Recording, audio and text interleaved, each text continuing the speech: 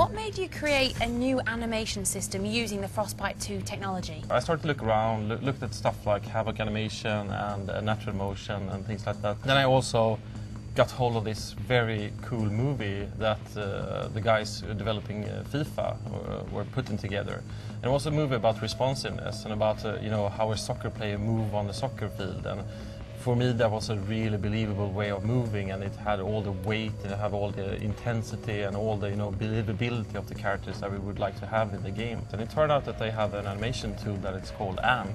So we basically just call them on the phone or send them a mail and say, hey, we would like to use your tool. And they were just happy to share that with us. Will users really notice the difference between Battlefield 2 and this one? You should see a lot of physicality in there and a lot of interaction with the environment, and also a lot of random things happen. I mean, because they do in real life, don't they? What types of destruction does Frostbite 2 deliver? Well, we have the micro-destruction, as we call it, which is basically objects that are around the player, like cover and so on. You can blow holes through walls and stuff to open up new paths and move through environments that were previously locked off. And we also have the really big-scale destruction, which is like facades and stuff that can crumble and fall over, as well as set-piece destruction, which is more or less scripted big destruction events. So will this type of destruction change the way people play shooters? Absolutely. I mean, since your cover is destructible, you can't sort of really sit in one position for very long. As far as I know, this is the only game that uses this level of destruction. We've improved on almost all aspects of the sound for Battlefield 3. RPG, Mike 12! We've not gone after a cinematic soundscape. We've worked towards a more documentary style. And so we've concentrated more on how the world responds to the sounds rather than the sounds themselves. It's the player that triggers everything. The sound system is actually in control of the camera, so when an explosion goes off, there's a camera shake, and that's triggered by the sound engine. That's cool. Yeah, it's quite interesting because then we can also trigger the rumble in the pad. So all of these things just improve the player feedback, and that's something Frostbite is really good at. We can do really, really big landscapes, and we can also do really tight sort of interior fighting and so on. So we can actually have both in one level. So what are some of those environments? We have city environments, we have more rural landscape levels, we have interiors, we have all kinds of different types of environments. And that's really one of the big benefits with Frostbite 2 is it allows us this flexibility and to just do what we want to do. And it's really the contrast and the flexibility between driving a tank, playing as an infantry soldier, flying a jet that makes our game unique. RPG, Mike 12!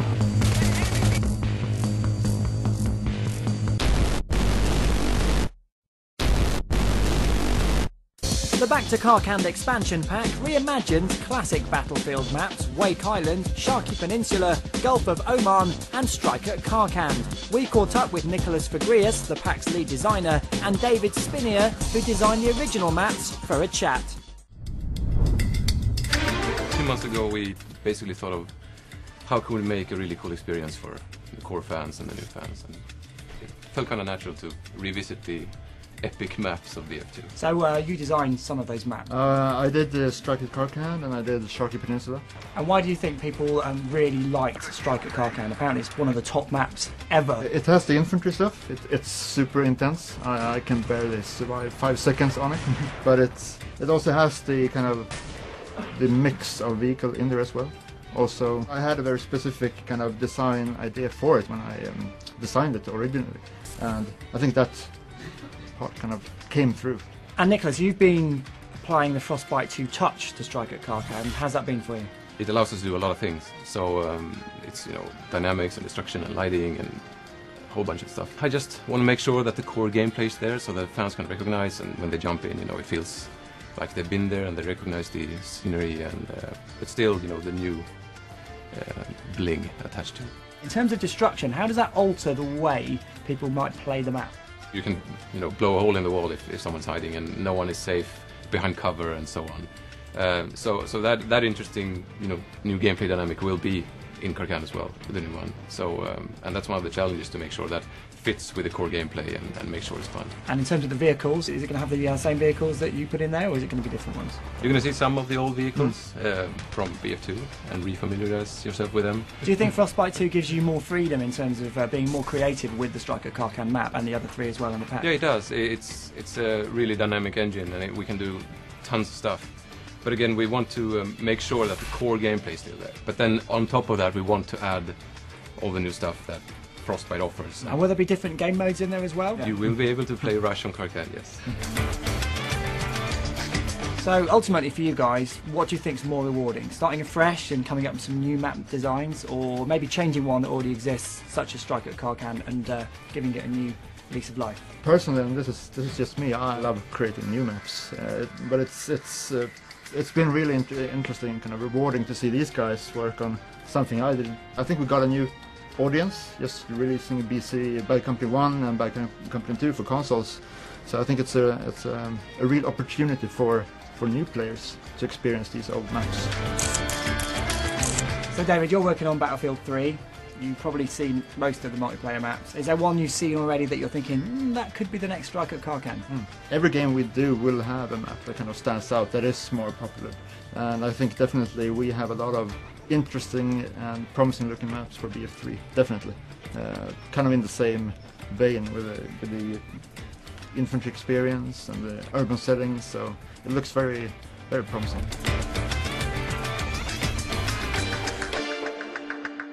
And you can get the Back to Karkan expansion pack at no extra charge when you pre-order Battlefield 3 before its release. Weapons are fairly essential in a shooter like Battlefield 3. Understatement. So let's talk about guns, and where better to do that than at a firing range. I'm at the Target shooting range here in Stockholm to speak to Battlefield 3's lead weapon designer, Alan Kurtz. Lock and load.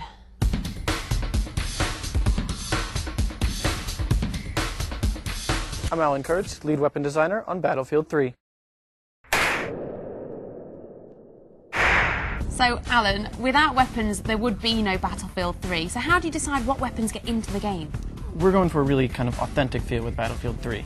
So the big thing that we're looking at is what guns are actually being used by armies. And obviously we have the Marines in Battlefield, so first thing we did was go and look for the Marine weapons. But we also want that little bit something extra special, because fun is still really important in Battlefield.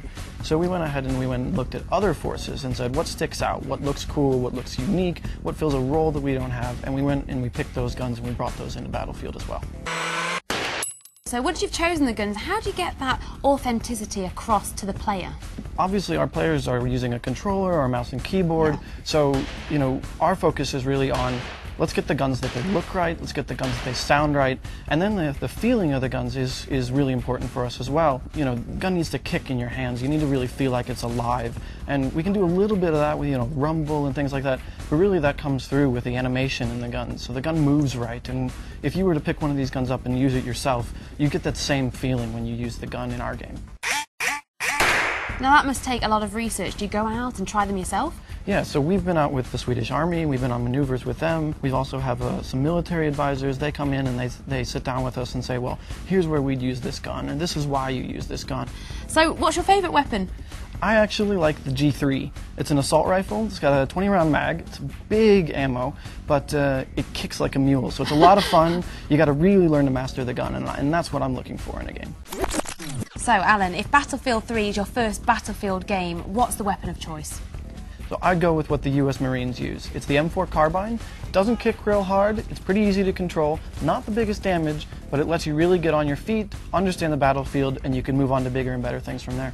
Now, I've heard quite a lot about this physical warfare pack. Can you tell us anything about it? Right, so we picked 4 items that we felt really kind of represented the physical battlefield. So we've got the Type 88, it's a machine gun, it's belt-fed, big clip, it's got a bipod, so it means I can set it down on a surface and I can just really own that area. And that's really important to us because that's a supported shooting idea is a really cool concept in Battlefield. Then we've got a classic Battlefield gun, the Dow 12. This is a shotgun, it was in BF2, and it's a 12 gauge, 12 rounds, big magazine, really great for clearing a room. And to go with that, we've also got a special kind of ammo for our Dow 12 called the flechette round. And the flechette round, it just tears through things. If you got thin wood or thin metal, even another player, it'll go straight through them. So at close range, you're going up against multiple people, or you think you got somebody on the other side of a fence, you want the flechettes.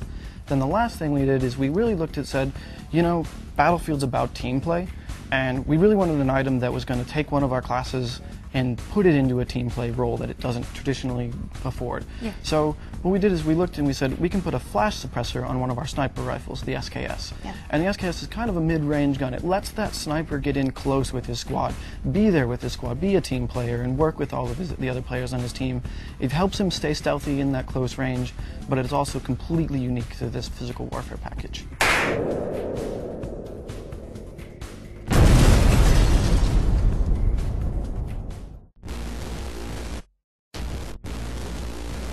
We're all really excited about how good Battlefield 3 looks, but it all started back in 2002 with Battlefield 1942. Let's see how the game has changed as the years have rolled by. Creative director Lars Gustafsson has been developing the Battlefield games for over 12 years. After showing me some original concept drawings for Battlefield 1942, he took some time out to talk about the defining moments in the evolution of Battlefield. So why choose 1942 as the first setting for the Battlefield games? It was a mixture of the levels we looked at and kind of finding a good mix and match out of the different areas we chose. At that time, it was mainly running and gunning. We promised a lot, and most people said we wouldn't deliver. And happily, barely, we managed to get it out. And it was really new, with 64 players and all these vehicles and everything. So then you moved to the Vietnam setting. We had been itching to do that setting, and it was made by our Canada studio, and really managed to capture that, you know, Vietnamish feeling from the movies.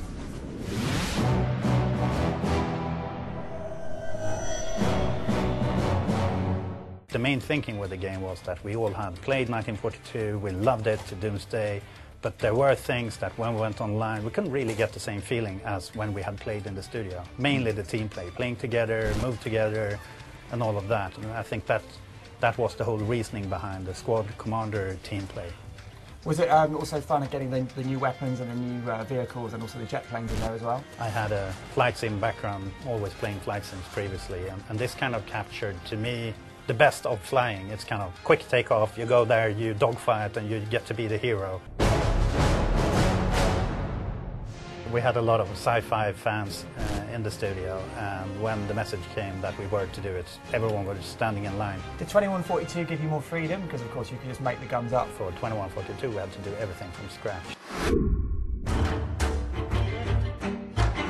What was the thinking behind Bad Company and putting a single player experience with a narrative in there? We had the new hardware coming up with Xbox 360 and the PS3, delivering that while you were building an engine, while kind of building single player for the first time, and then to pull off the whole battlefield destruction that kind of became trademarked after that. It was very nice to make a game that rather made you laugh. But you want to cut out that sir, yes sir crap? I'm a sergeant, not the goddamn president. Okay, sorry, sir. Are you excited about Battlefield 3 finally hitting the shelves and gamers being able to play it? Hadn't I had long sleeve, you'd seen my goosebumps. No, I honestly am. The whole kind of everything we learned from console, from running gun, through the gun experience, destruction, you name it, single player, how you tell a good story. It all kind of gonna come up and be neatly wrapped up in something we call Battlefield 3. 5 seconds.